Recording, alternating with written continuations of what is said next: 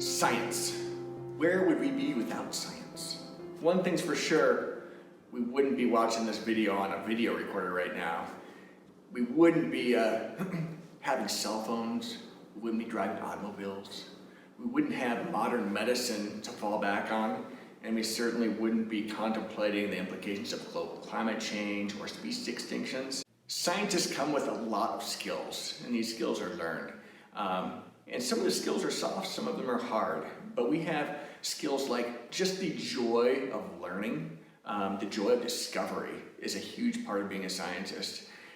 The ability to focus one's curiosity and focus their creativity onto a specific question is another skill a scientist needs to bring to the table. A scientist needs to be able to collect the right kind of data to answer the questions thereafter in order to tease out the answers to those questions through scientific processes and scientific tools. Finally, scientists can't just sit on their own knowledge, they've got to know how to share it, because that's how science builds.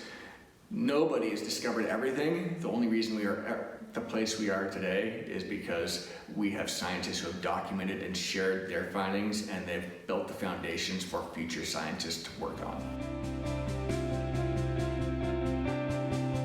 At CSS, we value the inherent qualities that make a good scientist. Our founders believed that students with personal integrity, ingenuity, and independent thinking would be prepared for a dynamic world. To honor Mr. Sam Johnson, we will now hear from his former students about his impact on their education and professional work.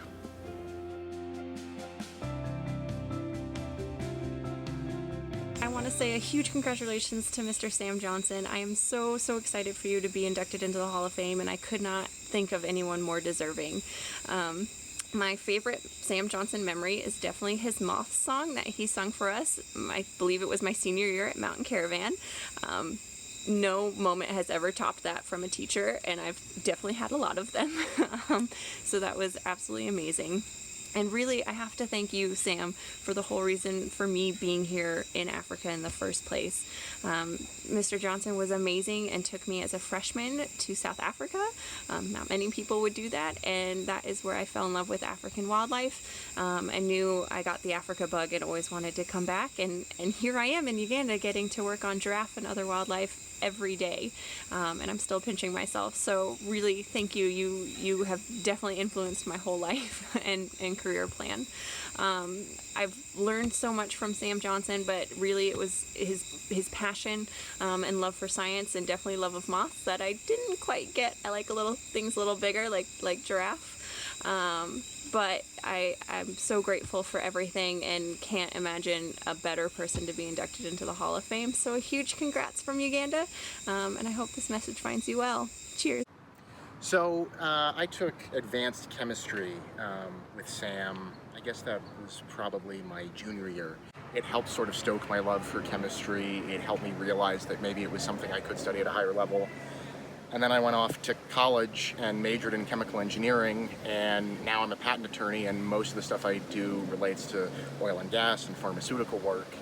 And without Greg and Sam really sort of motivating me to help me not only learn about chemistry, but to feel like I knew how to do chemistry, I don't think I ever would have done that. So I owe both of them an enormous debt of gratitude for that. Hello, everyone. Congratulations, Sam, on this recognition. You absolutely deserve it. My favorite memory of Mr. Johnson, Sammy J, is probably the Moth song that he penned and sang for us at Mountain Caravan. What are we talking about?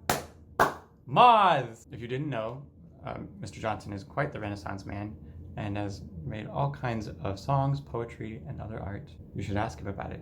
But also, of course, I also always remember all the other adventures, hiking during Mountain Caravan, the iron pour, obviously, snake hunting, all kinds of stuff.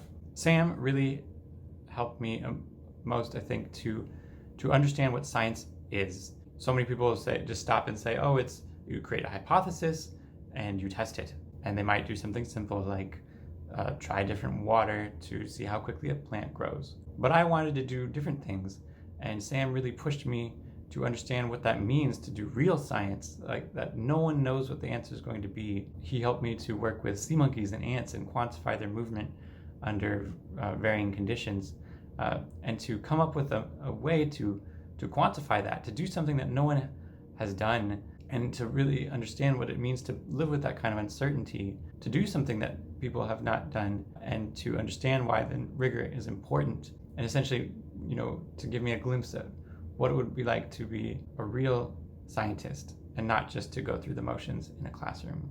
And in that way, he's certainly influenced my career path and also my personal way of thinking. I don't know where I would be if Sam had not been in my life. So I had Mr. Johnson in AP Bio as a science instructor, and it was one of my favorite AP classes. He taught me a lot about the squishy side of science, which before I had not really appreciated. I was really more math, chemistry, and physics, but doing AP Bio and learning about biology, that stuck with me throughout college. I also remember during the iron pour, when he was helping to pour some iron for the sundial, I remember seeing part of his beard singeing a little after some of the iron. I don't know if it fell on his beard or not, but Mr. Johnson with a flaming beard is something that I will remember for a while.